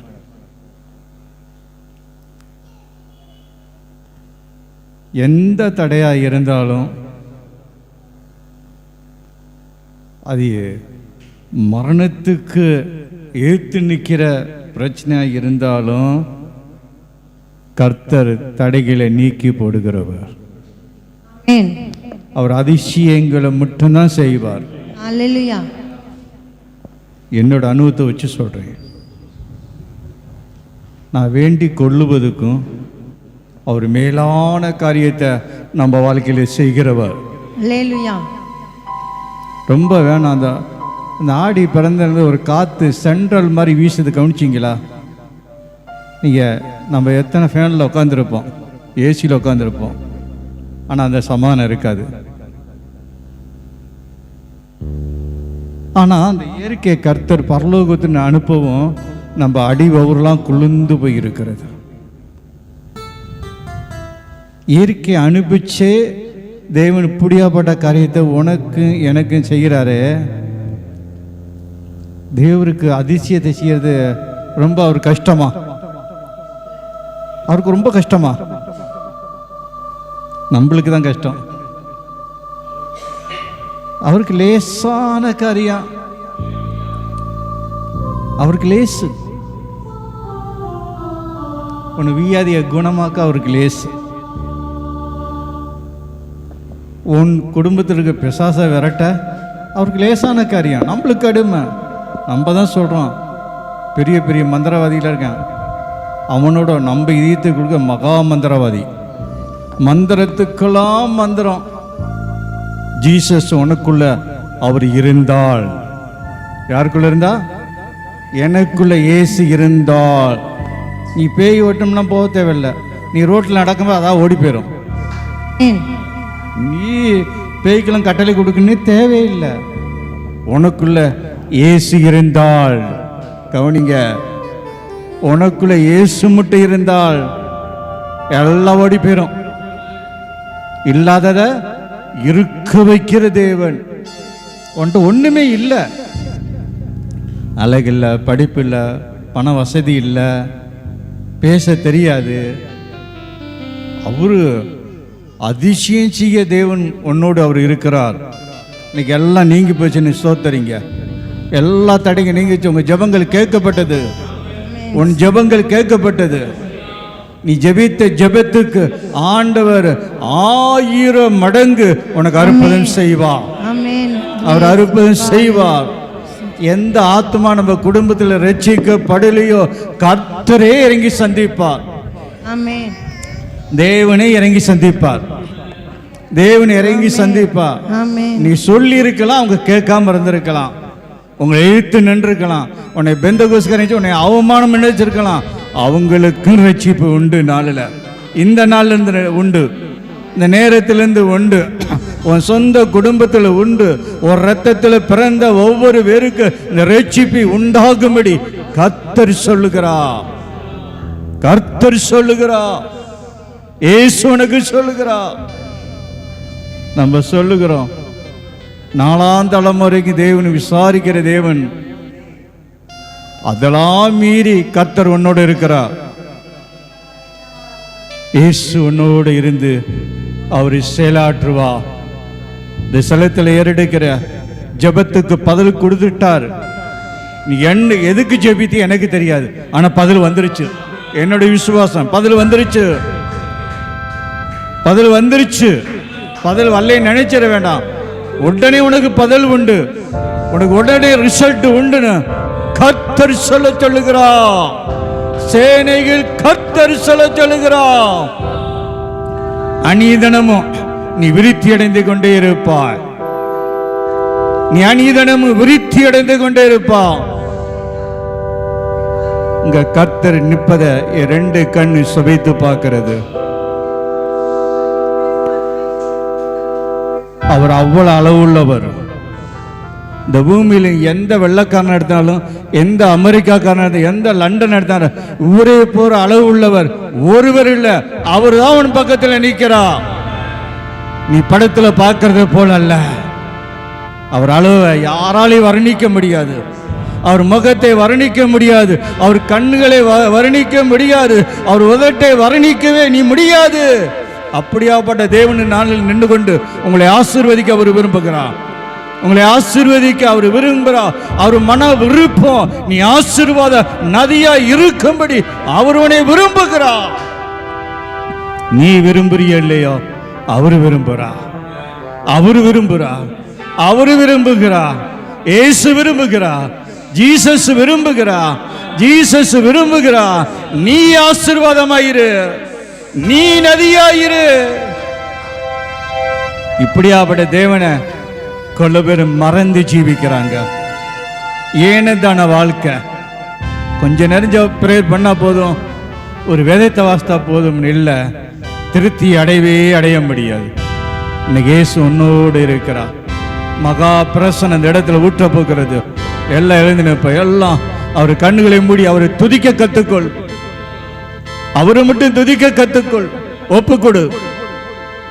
உன்னை ஒப்புக்கொடு. இயேசு, நீங்க இல்லைன்னா என்னால வாழ முடியாதுன்னு சொல்லு. நீங்க என்னால வாழ முடியாது ஆண்டவரே. நீங்க இல்லைன்னா என்னால் வாழவே முடியாது. என்னால் நிம்மதியா இருக்க முடியாது ஆண்டவரே. நீங்க இதயத்துக்குள்ள வாங்க ஆண்டவரே. நீ இதயத்துக்குள்ள வேணால் ரட்சிக்கப்பட்டு இத்தனை ஆண்டுகளா இருந்து இன்னும் எனக்குள்ளே சமானம் இல்லை ஆண்டவரே. என்னால் ஜெபிக்க முடியல ஆண்டவரே. என்னால் போராட முடியவில்லை ஆண்டவரே. என்னால் வேதத்தை வாசிக்க முடியல. நீ புலம்புறியா? இன்றைக்கு ஜெப ஆவி, விண்ணப்பத்தின் ஆவிகள், மண்டாட்டு ஆவிகள், புலம்பல் ஆவிகள் உன் மேல ஊற்றப்படுகிறது. உன் மேல ஊற்றப்படுகிறது. உன் மேல ஊற்றப்படுகிறது. உன் குடும்பத்தில் ஊற்றப்படுகிறது. உன் மனைவிக்குள்ள ஊற்றப்படுகிறது. உன் பிள்ளைகளுக்குள்ள ஊற்றப்படுகிறது. உன் பேர குழந்தைகளை ஊற்றப்படுகிறது. உன் சொந்த பந்தங்களுக்குள்ளே ஊற்றப்படுகிறது. தேவ மகிமை ஊற்றப்படுகிறது. தேவ மகிமை ஊற்றப்படுகிறது. அவங்கள ஏசண்டை வருவாங்க. அவங்கள தேடி வருவாங்க. ஏசண்டை வந்துட்டாங்க. அவங்கள ஏசண்ட வந்து விட்டாங்க. வந்தவங்க தான் தூரமா இருக்கிறோம். வராதவங்க சீக்கிரமாய் வருவாங்க. வராதவங்க சீக்கிரமாய் வருவாங்க. உன் கண்ணுகள் காணும், உன் காதுகள் கேட்கும். தேவன் செய்ய வேண்டிய அதிசயங்களை அவரு செய்து கொண்டே இருப்பா. அவரு செய்து கொண்டே இருப்பா. அவரு செய்து கொண்டே இருப்பா. ஓ ரீகாபா சபால ரீகாபா உர்ராபா சந்தல ரீகாமாலா ரேகாபா உர்ரா போகுல ரீகந்தல ரீகந்தல உர்ராபா சபா கால ரீகந்தல ஒர்ரியா போகுல ரீகந்தல மீகந்தல ரியாபா சேகாபா. ஊற்றுங்க ஆண்டவரே, ஒவ்வொரு மேலே ஊற்றுங்க ஆண்டவரே, ஒவ்வொரு மேலே இந்த அக்கினி ஊட்டப்படுவதாக. மீண்டும் இயேசு சொல்லுகிறார், இந்த சபைகள் நல்ல கனிகளை கொடுக்கும். நல்ல கனிகளை ருசி உள்ள கனியாய் மாறும். நீ ருசி உள்ள மனிதன், நீ ருசித்து சுவைத்து பார். இயேசுவை மட்டும் நீ சுவைத்து பார். உன்னை யாரெல்லாம் பரியாசம் பண்றாங்களோ உன் அண்டத்திலே வருவாங்க. உன்னை யாரெல்லாம் பிரிஞ்ச சபைன்னு அவங்கெல்லாம் உண்மை தேடி வருவாங்க, உங்க வீட்டுக்கு வருவாங்க, உங்க ஜெபத்துக்கு வருவாங்க, எனக்கு பிரேயர் பண்ணி சொல்லுவாங்க, உன்னை தேடி வருவாங்க, தேடி நீ இருக்கிற இடத்துல வருவாங்க. இருக்கிற இடத்துல வருவேன், கர்த்தர் கூட்டிட்டு வருவேன்னு சொல்லுகிறான். கர்த்தரே கூட்டிட்டு வருவேன்னு சொல்லுகிறான். இயேசுவே கையை பிடிச்சு கூட்டிட்டு வருவாராம். எல்லாம் துதிங்க, எல்லாம் வாயை திறந்து எது எல்லாம் துதிங்க. தேவ அக்கினி, நீ தேவனோட பேசுகிற ஒரு நேரம், தேவனோட பேசுகிற நேரம். அவர்களோட நேரடியா பேசினார், உன்னோட பேச மாட்டாரா? மோசையோட தான் நேரடியா பேசினாரா? உன்னோட பேச மாட்டாரா? தானியேலோட தான் நேரடியா பேசினாரா? உன்னோட பேசி மாட்டாரா? 12 ஜீசரோட தேவன் பேசினாரு, கூட இருந்தாரு, உன்னோட அவரு பேச மாட்டாரா? உன்னை தொட்டு பார்க்க மாட்டாரா? உன்னை ஆறுதல் படுத்த மாட்டாரா? உன்னை ஆறுதல் படுத்த மாட்டாரா? உன்னை ஆறுதல் படுத்த மாட்டாரா? யாவருக்கும் ஒரே தேவன், எல்லா சிருஷ்டிக்கும் அவர்தான் எஜமான், அவர்தான் எஜமான், அவர்தான் எஜமான், அவர்தான் எஜமான், அவர்தான் எஜமான். உன் வாழ்க்கையை தளவலாய் மாற்றுகிறவர், உன் இதயத்தை மாற்றுகிறவர், உன் பயத்தை நீக்கிப்படுகிறவர், உன் குழப்பத்தை நீக்கிப்படுகிறவர், உன் கண்ணீரை துக்கமாய் இருக்க நேரத்தில் உன்னை சந்தோஷமா அவர் ஒருவர் தான் மாற்ற முடியும். உன் சொந்த பந்தங்கள் மாற்ற முடியாது. நீ வீட்டுக்குள்ள இருக்கும் போதே மகங்காட்டி இயேசு கூப்பிட்டீன்னா அவன் பக்கத்தில் வந்து என்ன மகனே என்ன மகளேன்னு விசாரிப்பார். அவர் விசாரிக்கிற தேவன், அவர் விசாரிக்கிற தேவன். இந்த ஜனங்களை நீ ஆசீர்வதியும் பாப்பா, உங்க ஆசீர்வாத ஒரு நதியா இருக்கட்டும் ஆண்டவரே, உங்க ஆசீர்வாத நதியா இருக்கட்டும், உங்க வானத்தி அப்பமா இருக்கட்டும், ஸ்தலத்துக்கு அப்பமா இருக்கட்டும். உன் பிள்ளைகளை ஆசீர்வதியும், உன் பிள்ளைகளை மனப்பூர்வமா நீ இறங்கி ஆசீர்வதித்ததுக்கா நன்றி, கோடி கோடி நன்றி, கோடி கோடி நன்றி. தடைகளை நீக்கும் இயேசு கிறிஸ்து எங்களுக்கு முன்பாக நீ வந்திருக்கிறபடியாய் ஸ்தோத்திரம், எங்களுக்கு முன்னா நீ வந்திருக்கிறபடியாய் ஸ்தோத்திரம். ஒவ்வொருவரையும் ஆசீர்வதியும், ஒவ்வொருவரையும் ஆசீர்வதியும், ஒவ்வொருவரையும் ஆசீர்வதியும். எல்லாம் துதிங்க, வாயை திறந்து எல்லாம் தேவனுக்கு ஸ்தோத்திரம் பண்ணுங்க. ஜெபிக்க வேண்டாம், இது ஜெபிக்கிற நேரம் இல்ல, ஸ்தோத்தரிக்கிற நேரம், ஸ்தோத்திரம் பண்ணுகிற நேரம், ஸ்தோத்திரம் பண்ணுகிற நேரம். நீ ஸ்தோத்திரம் பண்ணும், நீ எந்த சூழ்நிலை இருந்தாலும் பரவாயில்ல, தேவனுக்கு ஸ்தோத்திரத்தை செலுத்து, துதிய செலுத்து. யாரெல்லாம் வெட்கப்படுத்தினாங்களோ அவங்களாம் உன பக்கத்துல வருவாங்க. உங்களை யாரெல்லாம் மோசமான மனுஷன்னு சொன்னாங்களோ அவங்களாம் உன் பக்கத்துல வருவாங்க. உங்களை யாரெல்லாம் வெறுத்தாங்களோ அவங்க தேடி வருவாங்க. உன்னை கலங்கெடுத்தவங்களை தேடி வருவாங்க. இயேசு சொல்ல சொல்லுகிறான், இயேசு சொல்ல சொல்கிறான், ஜீசஸ் சொல்ல சொல்கிறான். மாருக்கு பக்கத்துல இயேசு நின்று கொண்டிருக்கிறார். சகரியே, உன் பக்கத்துல இயேசு நின்று கொண்டு உன்னை தொட்டு கொண்டிருக்கிறார், உன்னை ஆவிக்குள்ள உள்ளாக்கி கொண்டிருக்கிறார், உன்னை அபிஷேகத்தில் உள்ளாக்கி கொண்டிருக்கிறார். நீ ஊழியக்காரி மறந்துடாத, தேவனுக்கு நீ நிக்கிற ஒரு மக, தேவனுக்கு நீ வாழ்கிற ஒரு மக. தேவன் எடுத்து 1000 தேசத்துக்கு உன்னை கொண்டு போவா, உன்னை எடுத்து பயன்படுத்துவா, உன்னை எடுத்து பயன்படுத்துவா. இன்னும் நீ பயனுள்ள கருவியாயிருப்பாய். உனக்கு இன்னும் கொஞ்சம் சுபாயம் இருக்கிறது. இந்த நாள்ல அது நீங்கி போகிறது. இயேசு இப்படிதான் பேசுவார் நம்மளோட, இப்படிதான் பேசுவார் நம்மளோடு பேசுற. நீ நினைக்காத 2000 ஆண்டுக்கு முன்னதான் இயேசு கிறிஸ்து நினைச்சிடாத, மறந்துடாத, அப்படி ஏமாந்துடாத. இயேசு இன்னைக்கு நீ கூப்பிடும் போது உன் பக்கத்தில் வந்து நிற்பார். இப்ப உன் பக்கத்தில் வந்து நிற்பார். நீ போகும்போது அவர் உங்க வீட்டுக்கு வருவார். உங்களோட நடந்து அவர் வருவார். நடந்து வருவா, நடந்து வருவா, நடந்து வருவா. இந்த நாளில் ஒவ்வொருவரையும் நீ ஆசீர்வதித்துக்கு தயவுக்கா நன்றி பிதாவே. இந்த நல்ல நாள் எனக்கு தந்ததுக்கா நன்றி. இந்த நிமிஷத்தை தந்ததுக்கா நன்றி ஆண்டவரே. உன் நாமங்களை பறைசாற்றும்படி எங்களை தெரிந்து கொண்டீரே, அதுக்கா நன்றி. புழுதியில குப்பையில கிடந்த எங்களை தேடி வந்தீரே, எங்கள் மேல அன்பு வைத்திருக்கிறீ. தாய் கருவிலிருந்து எங்கள் மேல அன்பு வைத்திருக்கிற ஆண்டவரே. நாங்க தான் மறந்து ஜீவித்தோம், நாங்க தான் மறந்திருந்தோம் ஆண்டவரே. நீ எங்களை மறக்கவில்லை ஆண்டவரே, எங்களை மறக்கவில்லை. மீண்டும் இந்த இடத்துல யாரு ஜெபித்தாலும் இந்த ஸ்தலத்துல வந்து தேவன் உடனே விடுதலை பெற்றுக் கொள்வாங்க. இந்த இடத்துல விடுதலை பெற்றுக் கொள்வாங்க. இந்த இடத்துல விடுதலை பெற்றுக் கொள்வாங்க. இந்த இடத்துல காலு மிதிச்சா போதும், அவங்க எப்படினாலும் ரட்சிக்கப்படுவாங்க. நீ கொண்டு வந்து சேர்க்கிறது இந்த இடத்துல அவங்க காலு வைத்தாவே போதும், ஆண்டவர் பிடித்துக் கொள்ளுவா. இயேசு பிடித்துக் கொள்ளுவா, இயேசு பிடித்துக் கொள்ளுவா, இயேசு பிடித்துக் கொள்ளுவா. பீட்டரை ஆசீர்வதியும், இந்த ஊழியரை ஆசீர்வதியும். 1000 மடங்கு நம்ம அவனுக்குள்ள கிருபை பெருகட்டும், அன்பு பெருகட்டும், அபிஷேகம் பெருகட்டும், தீர்க்க தரிசனம் பெருகட்டும். திட்டம் தெளிவமா மகனோட நீ இடப்பட்டு பேசுங்க ஆண்டவரே, மகனோட பேசுங்க. சரீரத்துக்கு பலிவினத்தை இயேசுவின் நாமத்தினால மாறுவதாக. ஒளியாட்டி இயேசுவின் நாமத்தினால, இயேசுவின் நாமத்தினால ஒளிந்து போவதாக. இடுப்புக்கு கீழே இருக்கிற எல்லா வழிகளும் இயேசுவின் நாமத்தினால மறையப்படுவதாக, மறைக்கப்படுவதாக.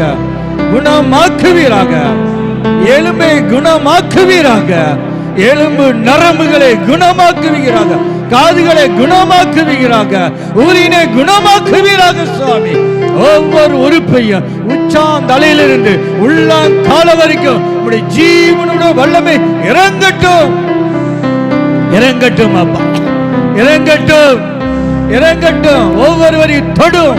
இன்னைக்கு மறுரூபப்படுத்துங்க ஆவியானவரே, மறுரூபப்படுத்துங்க, மறுரூபப்படுத்துங்க, மறுரூபப்படுத்துங்க. கண்ணுகளை கர்த்தர் துறக்கிறார், உன் கண்ணுகளை கர்த்தர் துறக்கிறார். இயேசு உன் கண்ணுகளை துறக்கிறார், உன் கண்ணுகளை துறக்கிறார். உன் கண்ணுகளை ஆவிக்குரிய கண்ணுகளா தெய்வம் மாற்றுகிறார், தெய்வம் மாற்றுகிறார். உன் கண்ணுகளை துறக்கிறார் இயேசு, இயேசு உன் கண்ணுகளை துறக்கிறார். பெற்றுக்கொள், பெற்றுக்கொள் வல்லமையா, பெற்றுக்கொள், பெற்றுக்கொள், பெற்றுக்கொள், பெற்றுக்கொள். யாருக்கும் கண்ணுகள் மந்தமா இருக்கக்கூடாது. கல்வாரி சிலுவையை தரிசிக்கட்டும், முள்ளுமுடியை தரிசிக்கட்டும், 39 அடிகளை உன் பிள்ளைகள் தரிசிக்கட்டும் அப்பா, தரிசிக்கட்டும், தரிசிக்கட்டும். பிள்ளைகள் தரிசிக்கட்டும். உன் பிள்ளைகளை உங்களுடைய கரங்களிலே ஒப்பு கொடுத்து ஜெபிக்கிறேன். ஆசீர்வதியும், ஆசீர்வதியும். இயேசுவின் நாமத்தினால பிதாவே, ஆமென். அப்படி முடிச்சு எல்லாரும் கரங்களை தட்டி ஆண்டவரை ஸ்தோத்திரம் பண்ணுவோம். 2ஆம் நாள் கூடுகை கர்த்தர் நமக்கு ஆசீர்வாதத்தை தந்ததுக்காக ஸ்தோத்திரம் பண்ணுவோம். கர்த்தர் நம்மோடு பேசின தீர்க்கதரிசனமான வார்த்தைக்காக கர்த்தரை ஸ்தோத்திரம் பண்ணுவோம். கர்த்தர் ஜெப நேரத்தில் கர்த்தர் அநேக காரியங்கள் நம்மளோடு பேசினதுக்காக கர்த்தரை ஸ்தோத்திரம் பண்ணுவோம். தன்னுடைய அன்பு மகளை கர்த்தர் பயன்படுத்தினதுக்காக கர்த்தரை ஸ்தோத்திரம் பண்ணுவோம். கர்த்தர் மகிமையான காரியத்தை இன்னும் இந்த சபை மூலம், அந்த ஊழியத்தின் மூலம் செய்ய போவதற்காக எல்லாரும் இன்னும் ஒரு விஷயம் கூட கரங்களை தட்டி ஆண்டவரை ஸ்தோத்திரம் பண்ண போகிறோம். இந்த சீசர் சர்ச் மூலம் கர்த்தர் இன்னொரு பெரிய எழுப்புதலை சுற்றி இருக்கிற பகுதிகளில் தேசத்திற்கு ஆசீர்வாதம் அந்த ஊழியத்தை மாற்றும்படி ஆண்டவரை ஸ்தோத்திரம் பண்ணுவோம். தம்முடைய பிள்ளைகளை இன்னும் வல்லமையா பயன்படுத்தும்படி ஆண்டவரை ஸ்தோத்திரம் பண்ணுவோம். வந்து நம்ம எல்லாரையும் கத்தரை ஆசீர்வதிக்கிறதுக்காக கத்தரை ஸ்தோத்திரம் பண்ணுவோம். நாம் ஜெபித்த ஜெபங்களுக்கெல்லாம் கண்ணு காண பதில் செய்ய போகிறதுக்காக கத்தரை ஸ்தோத்திரம் பண்ணுவோம். தகப்பனே, மனதாரமை ஸ்தோத்திரம் பண்ணுகிறோம், மனதாரமை துதிக்கிறோம், மனதாரமக்கு நன்றி பலிகளை ஸ்தோத்திர பலிகளை எடுக்கிறோம். இது 2வது நாள் கூடுகையும் கர்த்தர் நீர் எங்களுக்கு ஆசீர்வாதமா மாற்றி கொடுத்ததற்காக ஸ்தோத்திரம் ஸ்தோத்திரம் ஸ்தோத்திரம். ஆண்டவரே, வந்தவங்க பிள்ளைங்க ஒவ்வொருவரையுடைய குடும்பங்களுடைய பிள்ளைகளை கர்த்தருடைய வார்த்தையின்படி நீங்க ஆசீர்வதிக்கிறதற்காக ஸ்தோத்திரம். அவங்க ஜெபத்தை அவங்க விருப்பத்தின்படி கர்த்தர் செய்து அனுப்புகிறதற்காக உமக்கு ஸ்தோத்திரம், உமக்கு ஸ்தோத்திரம். ஆண்டவரே, மகிமையான காரியத்தை கர்த்தர் செய்ததற்காக ஸ்தோத்திரம். நன்றி அப்பா, மனதார உமக்கு நன்றி சொல்லுகிறோம். 2வது நாள் கூடுகை ஆசீர்வதித்ததற்காக நன்றி. தொடர்ந்து நாளை தினத்தில் இருக்கிற 3ஆம் நாள் கூடுகை உம்முடைய கரத்தில் ஒப்பு கொடுக்கிறோம். மிகுந்த ஆசீர்வாதமாய் கர்த்தரை நடத்தி தருவீராக. இன்னும் திரள் கூட்ட ஜனங்களை கர்த்தர் கொண்டு வருவீராக. இந்த சபை நிரம்பும்படி ஜனங்களை கர்த்தர் கொண்டு வாங்கப்பா. தடைகள் மாறட்டும். மிகுந்த ஆசீர்வாதமா 3ஆம் நாள் கூடுகையும் ஜெயமாய் வெற்றியாய் நடத்தி முடிப்பதற்கு உம்முடைய பிள்ளைகளை பலப்படுத்துவீராக, வல்லமைப்படுத்துவீராக, மகிமையாய் நடத்தி தருவீராகன்னு சொல்லி உங்க வல்ல கரத்தில் ஒப்பு கொடுக்கிறோம். நீங்க அப்படி செய்ய போவதற்காக ஸ்தோத்திரம். நாளை தினத்தில் காலை நடக்கிற ஞாயிற்றுக்கிழமை ஆராதனை ஆசீர்வதியும். திரள் கூட்ட ஜனங்களை கொண்டு வாங்க. இனிமே இந்த சபைக்குள்ள பலத்த அற்புதங்கள் நடக்கட்டும், பலத்த அதிசயங்கள் நடக்கட்டும். இங்கிருந்து ஒரு எழுப்புதலின் தீ சுற்றி இருக்கிற பகுதியெல்லாம் பற்றி பரவட்டும் என்று சொல்லி ஜெபிக்கிறோம். கர்த்தர் அப்படி செய்கிறதற்காக ஸ்தோத்திரம். இயேசுவின் நாமத்தில் ஜெபிக்கிறோம் பிதாவே. என் ஆத்துமாவே கர்த்தரை ஸ்தோத்திரி, என் முழு உள்ளமே பரிசுத்த நாமத்தை ஸ்தோத்திரி. என் ஆத்துமாவே கர்த்தரை ஸ்தோத்திரி, கர்த்தர் செய்த சகல உபகாரங்களையும் மறவாதே. ஆமென். அல்லேலூயா, அல்லேலூயா. நாளை தினத்தில் மீட்டிங் இருக்கு. சுற்றி இருக்கிற சொந்த பந்தத்தை நண்பா பழகிறவங்களை கூட்டுவாங்க. கர்த்தர் பெரிய அற்புதங்களை பெரிய அதிசயங்களை செய்வா. அவங்க மூலம் அவங்க ஆசீர்வதிக்கப்படட்டும். உங்க மூலம் அவங்க குடும்பங்கள் தலைக்கட்டும். உங்க மூலம் அவங்க பிள்ளைங்க வர்த்திக்க பண்ணப்படட்டும். கர்த்தர் அதுக்குரிய ஆசீர்வாதத்தை உங்களுக்கு தருவா. நாளை காலை ஆராதனை 9 மணிக்கு நடக்கும். வழக்கம் போல் நடக்கிற ஆராதனை காலை 9 மணிக்கு ஆராதனை நடக்கும். தொடர்ந்து மாலை 6:30 மணிக்கு குடும்ப ஆசீர்வாத ஜெப கூடுகை நடக்கும். 6 மணிக்கு 6 மணிக்கு 6 மணிக்கு 3வது நாள் கடைசி நாள் கூடுக மிகுந்த ஆசீர்வாதமாக இருக்கும். கர்த்தர் தம்முடைய பலத்தை வல்லமையை, தம்முடைய பலத்தை அபிஷேகத்தை, பலத்தை சுகமாக்குற விடுதலையாக்குற வல்லமை நாளைக்கு ஊட்டுவார். விசுவாசத்தோட வாங்க, பலவீனத்தோட வியாதியோடு இருக்கிறவங்களாம் கூட்டுவாங்க. கர்த்தர் பலத்தை அற்புதங்களை அதிசயங்களை செய்வார். உங்க கண்ணு காண செய்வார். எத்தனை பேர் ஆமென் சொல்றீங்க? கர்த்தருடைய நாமம் மகிமைப்படட்டும். நம்முடைய கர்த்தராகிய இயேசு கிறிஸ்துவின் கிருபையும் பிதாவாகிய தேவனுடைய அன்பும் பரிசுத்த ஆவியானுடைய அன்யோன்ய ஐக்கியமும் நம் அனைவரோடு கூட இன்றும் என்றும் சதா காலங்களிலும் எல்லா பரிசுத்தவான்களோடு அவனுடைய வருகை மட்டும் நிலைத்திருப்பதாக. ஆமென், ஆமென். கர்த்தர் நம்மோடு இருப்பார். சந்தோஷம்.